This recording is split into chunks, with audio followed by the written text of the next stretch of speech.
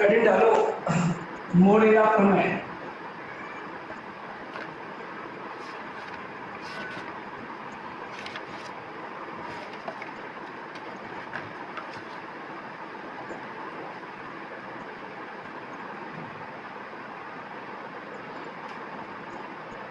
Heading डालो Moreira प्रमेय। अच्छा प्रमेय, बड़े ध्यान से आपको समझना है, ये भी बड़ा प्रमेय है, बड़ा टाइम लगेगा। मोरेरा प्रमेय कोशी प्रमेय का विलोम।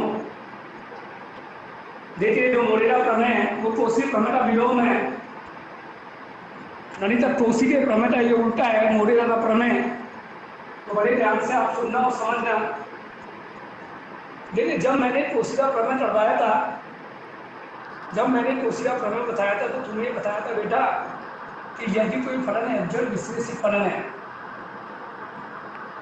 फलन संतत है, तो सिद्ध कीजिए तंतु सी एग्जैक्ट डीजल बराबर 0। ये था कोशी का प्रमेय। आपने कोशी का समाकलन प्रमेय पढ़ा था, और कोशी का समाकलन प्रमेय आपका ये था, गणित का कोशी का समाकलन प्रमेय आपका ये था, बहुत अच्छा प्रमेय था कोशी का समाकलन प्रमेय। और कोशी का प्रमेय आपसे कर रहा था, कोशी का प्रमेय आपसे कर रहा था कि यदि कोई फलन एग्जैक्ट संतत है, फलन विश्लेषित फलन है, तो सिद्ध कीजिए तंतु सी एग्जैक्ट डीजल बराबर 0। जबकि मोरेरा का प्रमेय कोशी प्रमेय का उल्टा है। ये बोलते हैं कि फलन संतत है, फलन संतत है, तंतु सी एग्जैक्ट डीजल बराबर 0 है, तो सिद्ध कीजिए कि फलन विश्लेषित होगा। कोशी बोलता था कि विश्लेषित फलन है, तो सिद्ध कीजिए तंतु सी एग्जैक्ट डीजल बराबर 0। जबकि ये उल्टा बोलता है, ये बोलता है कि एग्जैक्ट डीजल बराबर 0 है, तो सिद्ध कीजिए फलन विश्लेषित फलन है। तो सिद्ध कीजिए फलन क्या है? विश्लेषित फलन। तो आइए स्टेटमेंट लिखिए मोरेरा प्रमेय। स्टेटमेंट मोरेरा प्रमेय, जिसको अपन बोलते हैं कोशी प्रमेय का विलोम। बहुत अच्छा प्रमेय, बेहतरीन प्रमेय, ये कोशी प्रमेय का विलोम था। बड़े ध्यान से आप इसको समझना और सुनने का प्रयास लगातार करना। तो स्टेटमेंट, यदि किसी प्रदेश जी में, यदि किसी प्रदेश जी में, यदि किसी प्रदेश जी में कोई फलन एग्जैक्ट संतत है, यदि प्रदेश जी में कोई फलन एग्जैक्ट संतत है, यदि प्रदेश जी में कोई फलन एग्जैक्ट संतत है,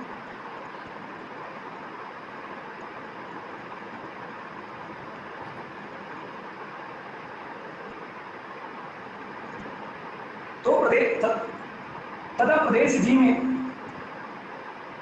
प्रदेश जी में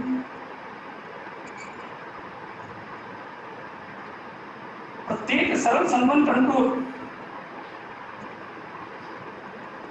प्रदेश जी में प्रत्येक सरल संबंध अनुकूल सीखे अनुदेश, प्रदेश जी में प्रत्येक सरल संबंध अनुकूल सीखे अनुदेश अनुकूल सी एग्जैक्ट डीजल बराबर 0। प्रदेश जी में प्रत्येक सरल संबंध अनुकूल सी के अनुदेश अनुकूल सी एग्जैक्ट डीजल बराबर 0। तो प्रदेश जी में फलन एग्जैक्ट विश्लेषित फलन होगा। तो प्रदेश जी में फलन एग्जैक्ट विश्लेषित फलन होगा। मोरेरा का प्रमेय, जिसका दूसरा नाम है कोशी प्रमेय का विलोम। जो बात कोशी ने बोली उसका उल्टा बोला। स्टेटमेंट यह है, यदि किसी प्रदेश जी में कोई फलन एग्जैक्ट संतत है, प्रदेश जी में कोई फलन एग्जैक्ट संतत है, तथा प्रदेश जी में प्रत्येक सरल संबंध अनुकूल सी के अनुदेश अनुकूल सी एग्जैक्ट डीजल बराबर 0, तो प्रदेश जी में फलन एग्जैक्ट विश्लेषित फलन होगा। बेटा कोशी ये बोलता था कि फलन विश्लेषित हो तो अनुकूल सी एग्जैक्ट डीजल बराबर 0 होता है। मोरेरा बेटा उल्टा बोल रहा है, मोरेरा बोल रहा है अनुकूल सी एग्जैक्ट डीजल बराबर 0, तो फलन क्या होगा? विश्लेषित फलन होगा। ये मोरेरा आपसे बोल रहे हैं, कोशी की बात का उल्टा है, यानी कोशी की प्रमेय यदि विश्लेषित हो तो अनुकूल सी एग्जैक्ट डीजल बराबर 0, ये उल्टा बोल रहा है, ये बोल रहा है कि ऑब्जेक्ट रिजल्ट बराबर 0 हो रहा तो फलन प्रदेश जीवित में होना, जिससे से फलन हो रहा कुछ उपपत्ति प्रूफ, उपपत्ति प्रूफ। अच्छा प्रमेय, लेकिन ये भी बड़ा प्रमेय। ये बोर्ड पर देखते रहिए, ये C1 है, ये C2 है, ये यहाँ पर दो वक्र है C1 C2। सपोज कीजिए ये स्थिर बिंदु Z0 है, सपोज कीजिए चर बिंदु Z है। दो वक्र आपको दिख रहे हैं इस समय, एक का नाम C1 है, एक का नाम C2 है। स्थिर बिंदु आपको Z0 दिख रहा है, चर बिंदु आपको Z दिख रहा है। लिखो उपपत्ति प्रूफ। माना कि प्रदेश G में, माना कि प्रदेश G में, माना कि प्रदेश G में Z0 एक स्थिर बिंदु है, Z0 एक स्थिर बिंदु है। माना कि प्रदेश G में Z0 एक स्थिर बिंदु है तथा चर बिंदु Z है। माना कि प्रदेश G में Z0 स्थिर बिंदु है तथा Z चर बिंदु है। Z0 स्थिर बिंदु है तथा Z चर बिंदु है। देखो माना बिंदु Z0 से Z, माना बिंदु Z0 से Z, माना बिंदु Z0 से Z, अर्थात इन दोनों बिंदुओं को मिलाने वाले, अर्थात इन दोनों बिंदुओं को मिलाने वाले दो चाप तरणीय वक्र, दो चाप तरणीय वक्र C1 व C2 हैं।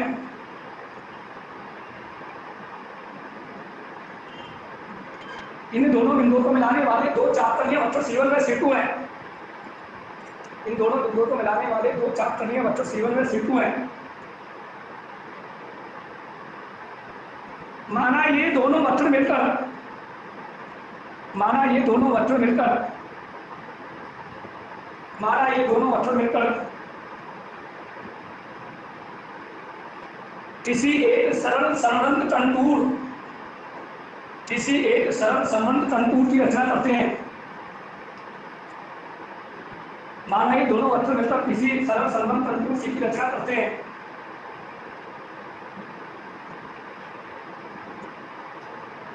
माना ये दोनों वक्र मिलकर किसी सरल संबंध कंटूर की रचना करते हैं।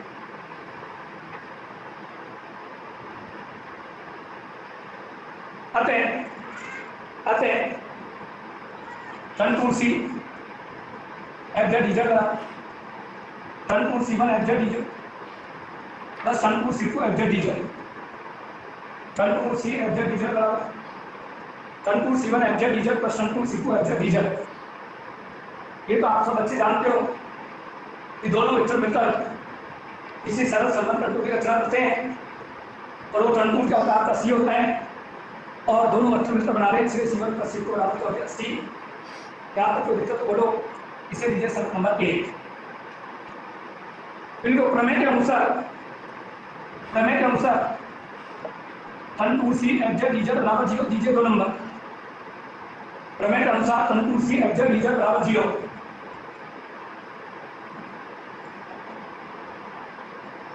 प्रमेय के अनुसार कंटूर C FZ बराबर 0, इसको दीजिए 2 नंबर। समीकरण 2 से यह मान समीकरण 1 में रखने पर, समीकरण 2 से यह मान समीकरण 1 में रखने पर, समीकरण 2 से यह मान समीकरण 1 में रखने पर, अरे प्रमेय खुद दे दिया ना कंटूर C FZ बराबर 0, प्रमेय भी दे रही है और अपन भी जानते। समीकरण 2 से समीकरण 1 में मान रखने पर वर्धमान या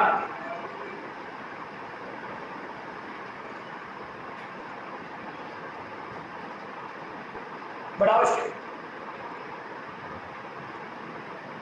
इसे दीजिए आपको अपना 3 नंबर। देखो मोरेरा ने अपनी प्रमेय बनाई है, तो मोरेरा ने अपनी प्रमेय बनाए थे कोसी की प्रमेय को पूरा लिखा था पहले और कोसी की बात को पहले पूरा डिफाइन करा था, उसके बाद अपनी बात को बताया था। कोसी प्रमेय का विलोम यानी मोरेरा का प्रमेय जहाँ पढ़ रहे हो इस समय,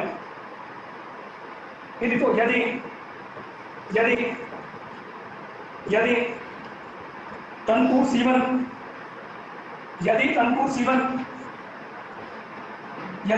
C1 को वामावर्त दिशा में लिया जाए, यदि तनपुर C1 को वामावर्त दिशा में लिया जाए, यदि तनपुर C1 को वामावर्त दिशा में लिया जाए, वामावर्त का मतलब है उल्टी दिशा कर दी जाए। आपने चित्र बनाया था, इन दोनों की दिशा ये थी। मैंने बोला तनपुर C1 वामावर्त दिशा में लिया जाए यानी उल्टा किया जाए, वामावर्त उल्टी दिशा विपरीत दिशा, या ऐसे समझे वामावर्त का मतलब बाईं साइड और दक्षिणावर्त का मतलब होता है दाईं साइड। आप सब बच्चे जानते हो जब वामावर्त चलते हैं तो बाईं साइड होती है, बाईं साइड का मतलब क्या होता है, माइनस होता है। तो मैंने बोला यदि तनपुर C1 का समाकलन वामावर्त दिशा में लिया जाए यानी बाईं साइड लिया जाए तो बाईं साइड में क्या होता है, माइनस होता है। ठीक है, तब समीकरण 3 निम्न होगा, तब समीकरण 3 निम्न होगा।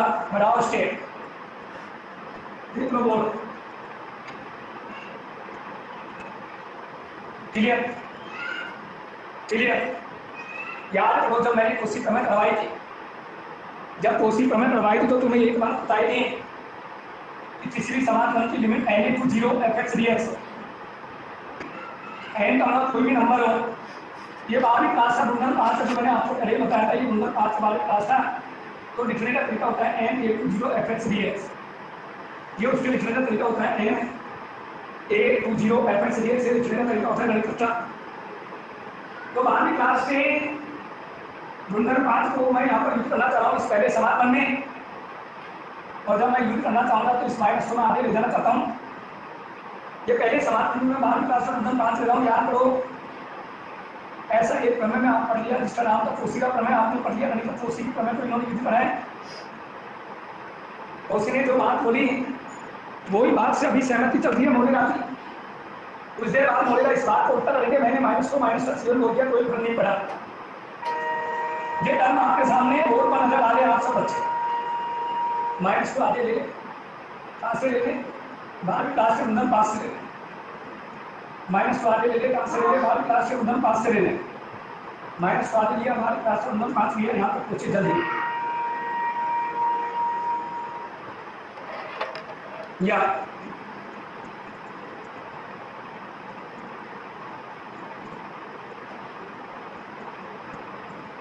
माइनस से माइनस काट ले, फिर तू स्टेप बढ़ा ले।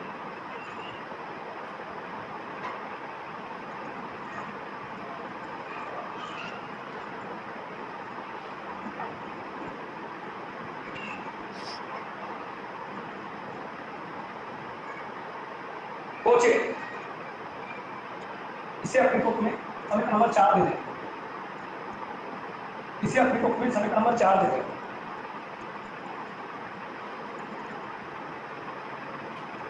समीकरण 4 से यह स्पष्ट है, समीकरण 4 से यह स्पष्ट है, समीकरण 4 से यह स्पष्ट है कि प्रदेश जी में बिंदु Z0 में Z को मिलाने वाले, बिंदु Z0 में Z को मिलाने वाले प्रत्येक वक्र के अनुदिश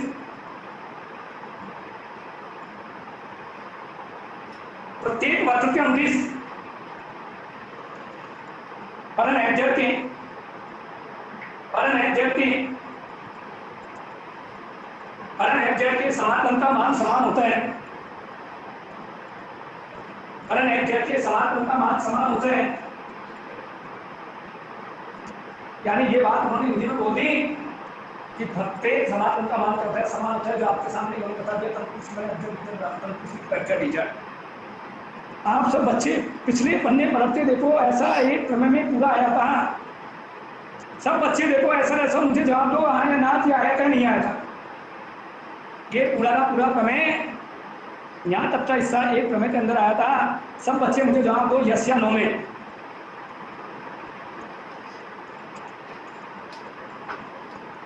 पढ़ना पढ़ते देखिए और सब भैया बहन देखिए 100% आपको मिलेगा ये।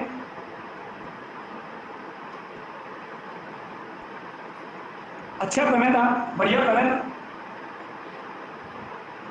फिर तो अब यहाँ से मोरे का फॉर्मेट चालू हो रहा है, ये इतनी बात तो कोसी की थी। अब कोसी के आगे मोरे डालने क्या करा तो सुनना। कोसी का चर जैड था, मोरे का चर एफजाई है। कोसी का चर जैड था, मोरे का चर एफजाई है। अब मोरे का चर करेगा, कोसी नहीं बात का विलोम विलोम करेगा, कोसी नहीं बात का उल्टा करेगा। कोसी ने जैड को चर माना, मोरेरा एफजाई को चर मानेंगे, पहली बात। बात नंबर 2, कोसी के अनुसार फलन छोटा एफजेड था, मोरेरा के अनुसार फलन क्या है, बड़ा एफजेड है। नीचे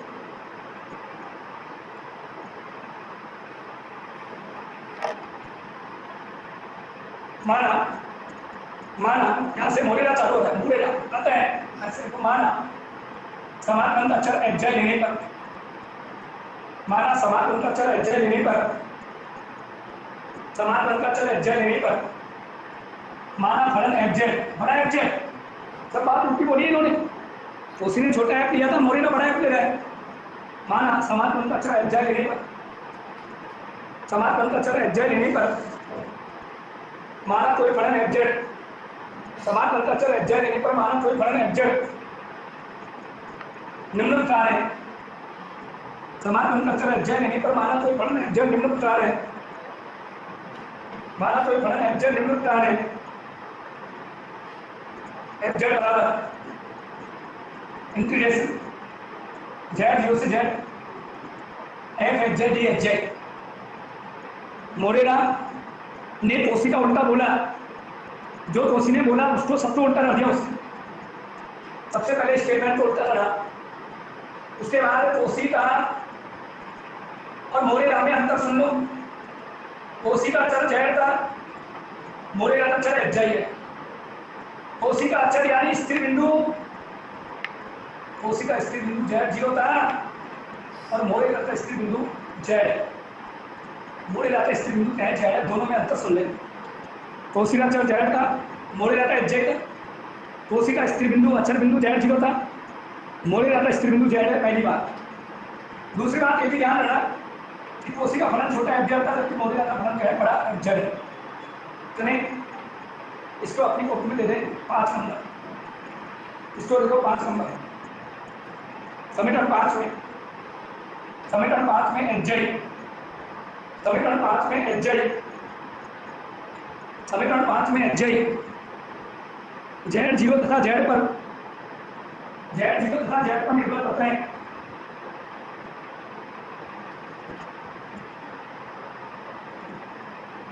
समीकरण 5 में एफजेड जेड 0 तथा जेड पर ही निर्भर करता है। माना, माना बिंदु जेड के समीप में, माना बिंदु जेड के समीप में कोई बिंदु जेड प्लस एच है, माना बिंदु जेड के समीप में कोई बिंदु जेड प्लस एच है, माना बिंदु जेड के समीप में कोई बिंदु जेड प्लस एच है, तब समीकरण 5 निम्न होगा, तब समीकरण 5 निम्न होगा। आइए पलट देते, जेड की जगह जेड प्लस एच कर लेते, स्टेप को बढ़ा देते हैं, इसे अपनी कॉपी में 6 नंबर दे देते हैं। जेड के नजदीक में, जेड के समीप में कोई बिंदु जेड प्लस एच ले लो, स्टेप को हम बढ़ा लो, इसे समीकरण नंबर 6 दे दो। समीकरण 6 में से 5 को हटाने पर, समीकरण 6 में से 5 को हटाने पर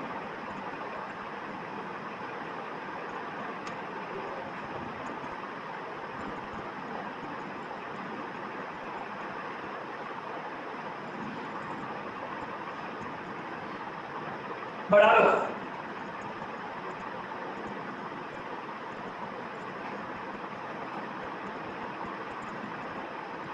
छह में से 5 को हटा लो, जेड के समीप में कोई बिंदु जेड प्लस एच माना, 6 में से 5 को घटा लो, ये लोअर ये अपर, ज्यादातर 12वीं क्लास का गुणधर्म, ज्यादातर 12वीं क्लास का गुणधर्म 12वीं क्लास में बात आपको बताई जाती है।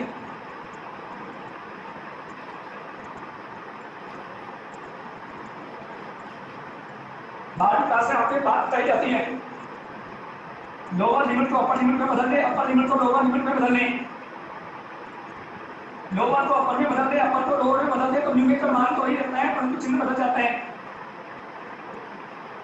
बता दें, लोअर लिमिट को अपर लिमिट में बदल लें, अपर लिमिट को लोअर लिमिट में बदल लें, लोअर को अपर में बदल लें, अपर को लोअर में बदल लें, तो संख्या को मान वही रहता है परंतु चिन्ह उसका करता है, पलट जाता है।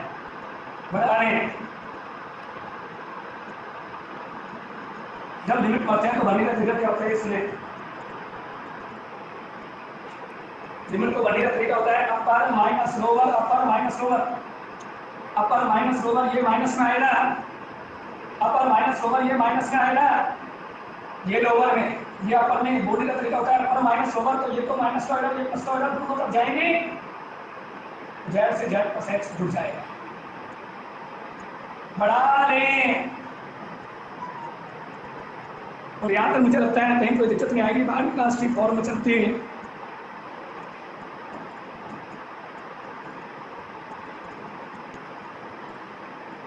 दिक्कत आए आप जरूर बताएं। इसे समीकरण नंबर 8 दे दीजिए, 8 ही हो जाए, ये कंफर्म कर लीजिए, 8 ही नंबर चल रहा है ना, मैसेज दे दे मुझे, तुरंत कंफर्म करें।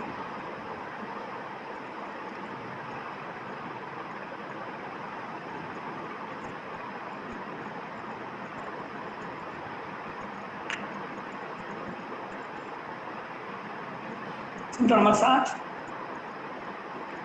पहुंचे आप,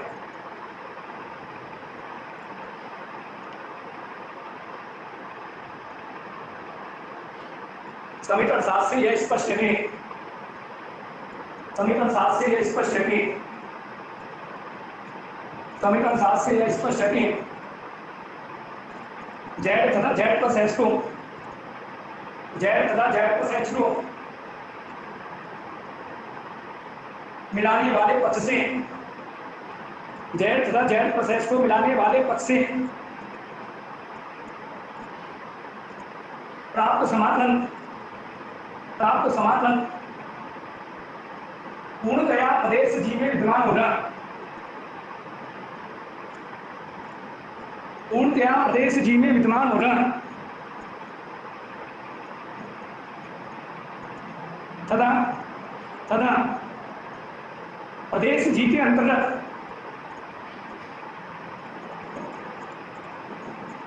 तथा प्रदेश जी के अंतर्गत यह उपलब्धि की परिभाषा को भी दर्शाते हैं, प्रदेश जी के अंतर्गत यह उपलब्धि की परिभाषा को भी दर्शाते हैं, तथा प्रदेश जी के अंतर्गत यह उपलब्धि परिभाषा को भी दर्शाते हैं। आप सब बच्चों को बताएं आउटलस की परिभाषा क्या होती है, H Z plus H minus H Z बट्टे एच, तो मुझे आउटलस की परिभाषा यहाँ बनानी पड़ेगी। तो देखो, अतः इसके लिए समीकरण 7 के दोनों पक्षों में, समीकरण 7 के दोनों पक्षों में एच से भाग देने पर करो, एच से डिवाइड सब बच्चे, समीकरण 7 के दोनों पक्षों में एच से भाग देने पर एच से डिवाइड कर दो, सब स्टूडेंट एच से डिवाइड कर दो,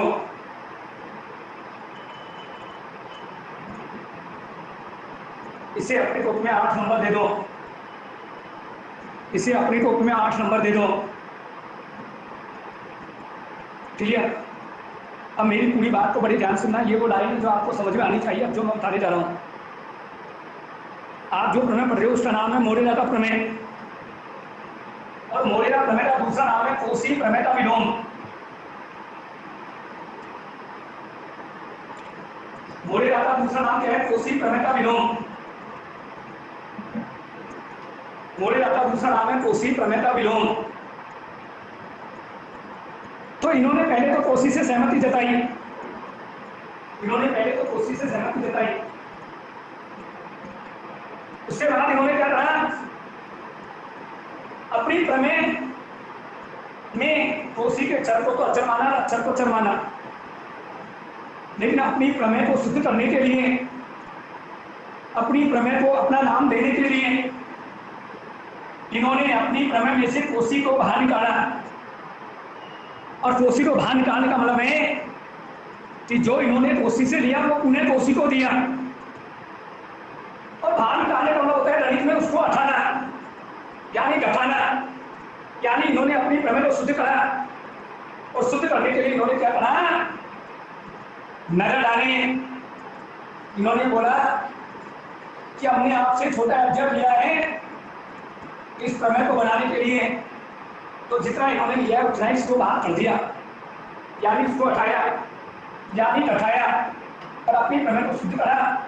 और अपनी प्रमेय को शुद्ध करने के लिए इन्होंने जो जो एब्जर्व लिया शुरू में उसको बाहर निकाल दिया, यानी मेरे कहने का मतलब है दोनों पक्षों में से एब्जर्व को इन्होंने घटा दिया शुद्ध करने के लिए। तो लिखो राइट, समीकरण 8 के दोनों पक्षों में से एब्जर्व को घटाने पर,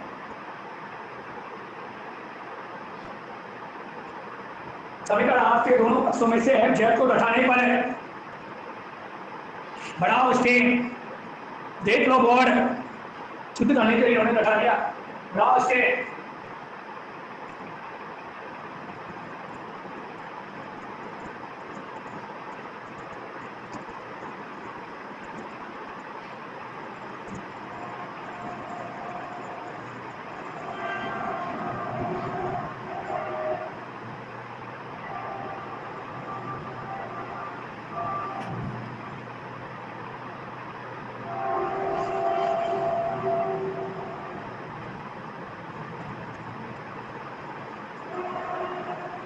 बढ़ा लो इसके, देख लो बोर्ड,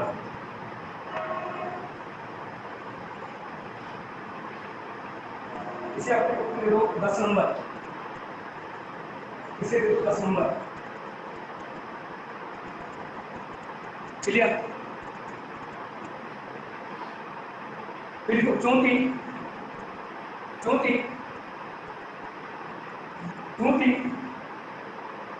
प्रमेय के अनुसार फलन संतत है, प्रमेय के अनुसार फलन संतत है,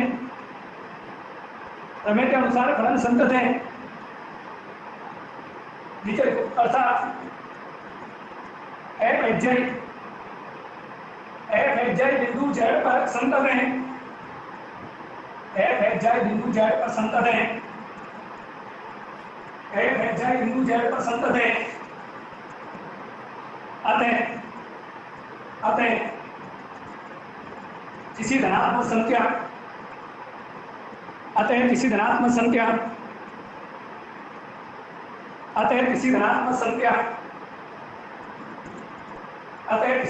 संख्या एच जाई के लिए डेल्टा ग्रेटर 0 इस प्रकार विद्यमान हो जाती, एच जाई के लिए डेल्टा ग्रेटर 0 इस प्रकार विद्यमान हो जाती, मोड एफ एच जाई minus F Z less epsilon, जबकि H Z minus Z less delta, F H Z minus F Z less epsilon, जबकि mod H Z minus Z less delta. देखिए तुम्हें मैंने कल भी एक प्रमेय में कोसिरी परिभाषा बताई थी संतत वाली, तुम्हें मैंने बोला कि कोसिरी परिभाषा सेकंड ईयर से करा था, आप पढ़ रहे हो, कोई पहली बार नहीं पढ़ रहे हो।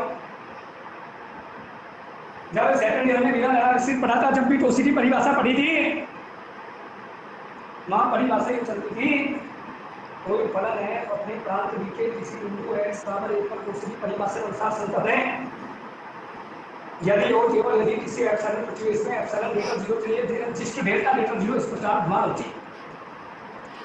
अरे वहां फलन x था, fx था, उसका बिंदु x था, कोई बिंदु a था, वहां बोलता था mod fx minus fa less epsilon, जबकि mod x minus a less delta. यहां मैं बोलूं तो बेटा आज से 2 दिन पहले मैंने तुम्हें बताया था कि कोसी की जब प्रमेय बनाया था मैं, और कोसी समाकलन सूत्र जब अपने बनाया था, याद जब कोसी समाकलन सूत्र को मनीषा सैनी तब लिखा था mod F Z minus F Z zero less epsilon, जबकि mod Z minus Z zero less delta ये लिखा था। वहां भी मैंने संतत की परिभाषा लिखी थी, जब कोसी समाकलन सूत्र बनाया था तब संतत की परिभाषा लिखी थी mod F Z minus F Z zero less epsilon, जबकि mod Z minus Z zero less delta.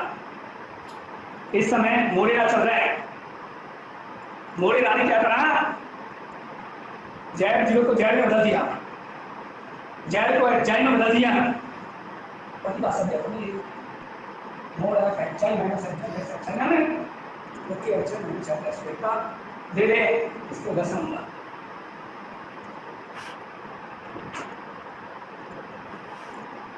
समीकरण 9 के दोनों अक्षरों का मापांक लेने पर, समीकरण 9 के दोनों अक्षरों का मापांक लेने पर बना ले इसके मनीषा सैनी।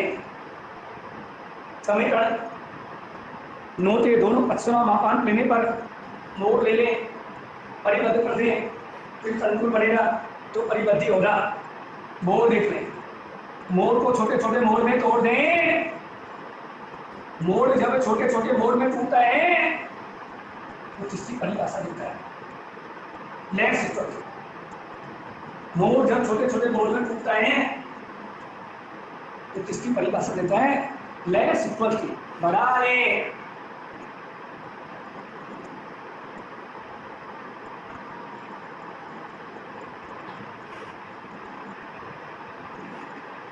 मापांक निरंतर अनुसार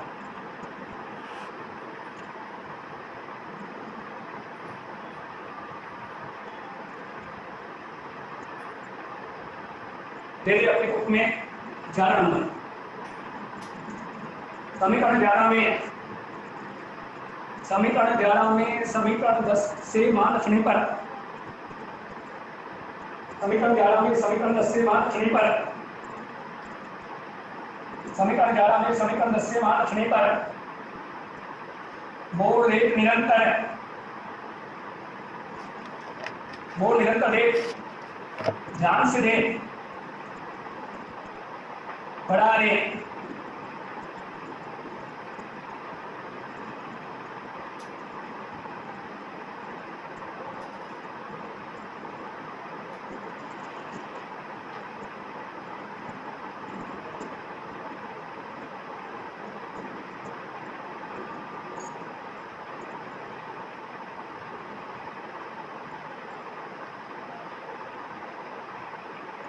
मान बढ़ते लेस इक्वल से लेस हो जाता है, केवल इक्वल जाता है, आपको पता है। बढ़ा ले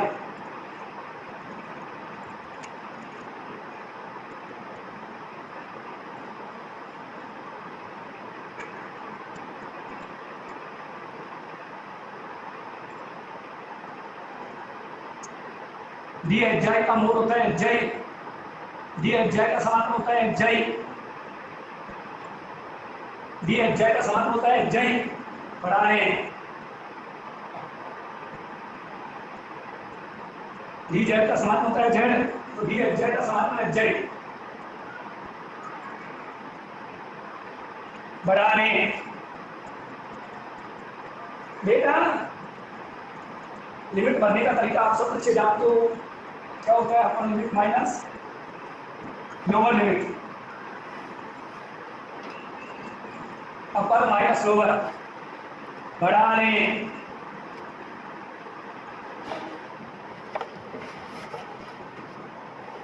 काट लें,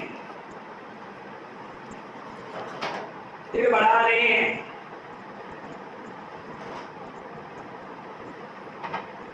upper Z plus H lower Z, छोटा कर लें, काट लें, काट लें, या कर लें, बचाओ उतार लें, बढ़ा लें। समीकरण नंबर बोले, समीकरण नंबर बोले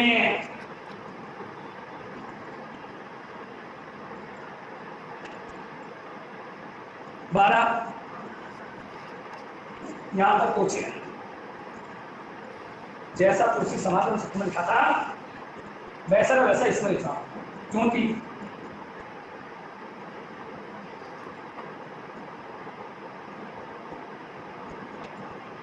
चूंकि एप्सिलॉन की कुछ ऐसी संख्याएं आते हैं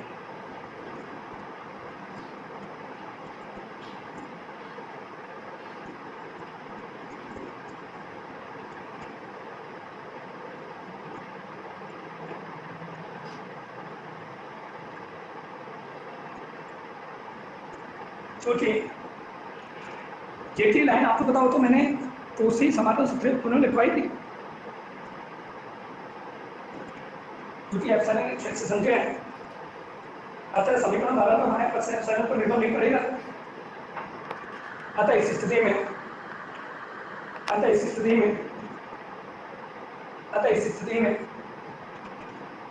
एप्सिलॉन टेंड्स टू 0 होगा। अतः इस स्थिति में एप्सिलॉन टेंड्स टू 0 होगा। अतः इस स्थिति में एप्सिलॉन टेंड्स टू 0 होगा।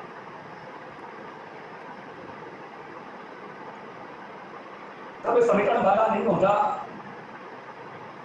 बनाने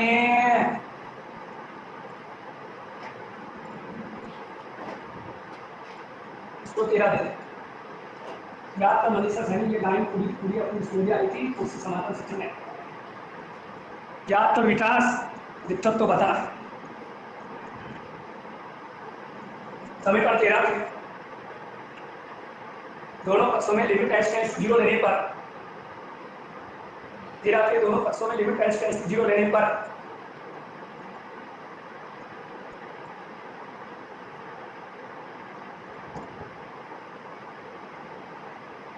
यहाँ 0 ले चाहे मतलब फर्क पड़ रहा है, वो दिखाने का तरीका है। लिमिट टेंड्स टू 0 यहाँ 0 आने से कोई फर्क नहीं पड़ रहा है। बढ़ाने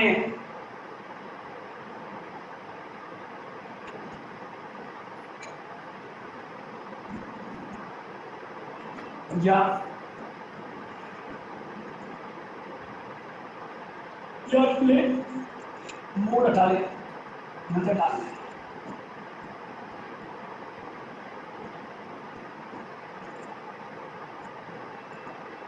बढ़ा रहे हैं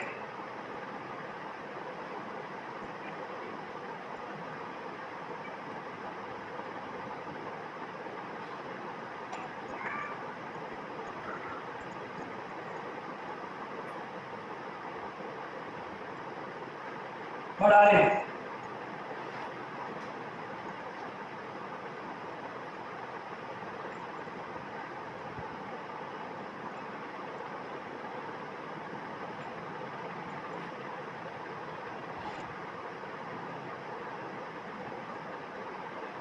या बढ़ा रहे हैं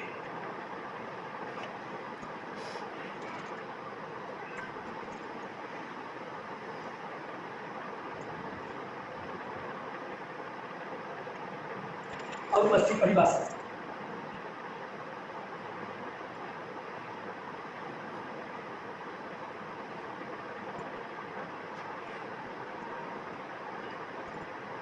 बढ़ा रहे। ये तो बस्ती परिभाषा भी और यहाँ लिमिट का कोई फर्क नहीं पड़ रहा है। यहाँ लिमिट से कोई फर्क नहीं पड़ता। बढ़ा रहे हैं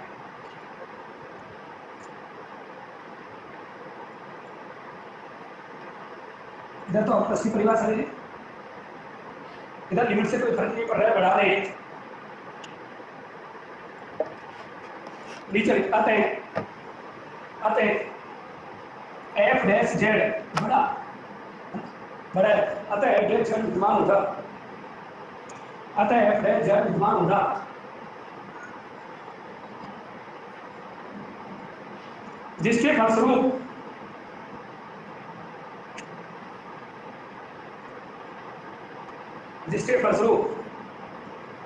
एफ डैश जेड बराबर एफ जेड होगा। जिसके फलस्वरूप एफ डैश जेड बराबर एफ जेड होगा।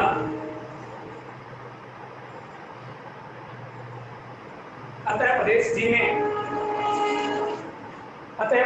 में फलन है जब एक विशेष फलन होगा,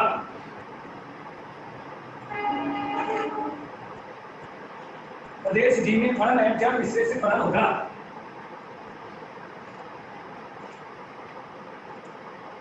अतः सिद्ध होता है कि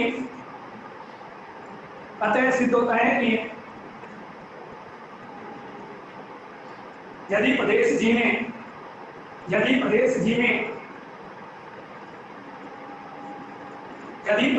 में सी एक सरल संबंध कंटूर हो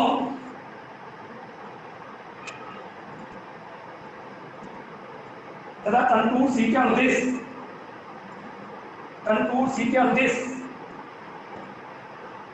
एफ जेड डीजर बराबर 0, कंटूर सी का अनुदेश एफ जेड डीजर बराबर 0, तो प्रदेश जी में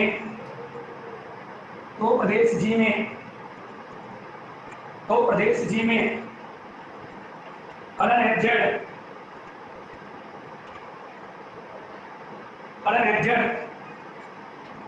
विश्लेषित फलन होगा,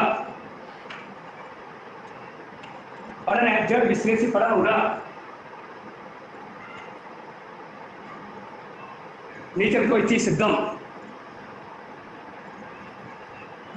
सिद्धम, ये था गणित कोशिका प्रमेय का विलोम। गणित मोरेला का प्रमेय अच्छा प्रमेय था।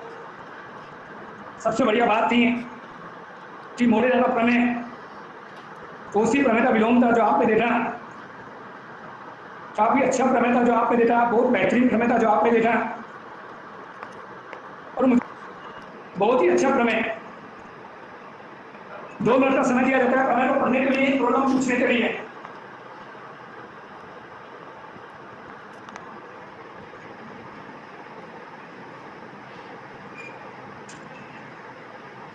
नेक्स्ट हम पढ़ेंगे